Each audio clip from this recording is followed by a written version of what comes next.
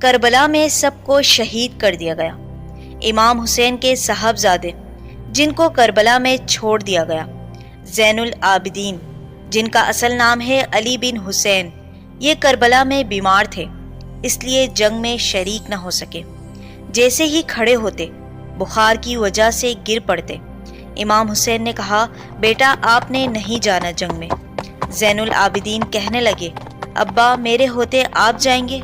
کہا، بیٹا بس تم نے نہیں جانا۔ جب آپ کربلا گئے تھے تو روایات میں آتا ہے کہ آپ کی عمر 30 سال تھی۔ کربلا کے بعد امام زین العابدین نے اپنا مقام مدینے سے باہر بنا لیا تھا۔ نام علی تھا، لیکن عبادات اتنی کرتے تھے کہ لوگوں نے زین العابدین کہنا شروع کر دیا۔ عبادت کرنے والوں کی زینت۔ ساری زندگی امام زین العابدین نے ذکر میں، فکر میں، نماز میں اور عبادت میں گزاری۔ کربلا کے 6 سال بعد شمر بھاگتا بھاگتا ان کے گھر میں گھس گیا۔ اس کے پیچھے فوج لگی تھی۔ شمر نے امام زین العابدین سے پانی مانگا۔ آپ نے کھڑے ہو کر پیالہ دھویا، اس میں پانی بھر کر اسے پلایا اور کہا، اور پینا ہے؟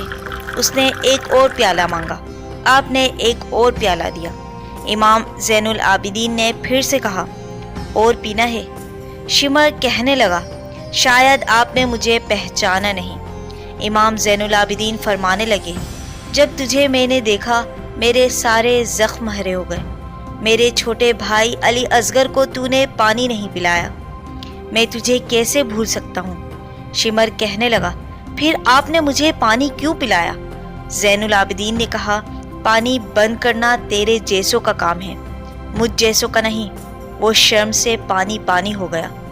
امام زین العابدین نے کہا، دشمنوں کو پانی پلانا میرے نبی کی سنت ہے جو میں نے ادا کی ہے۔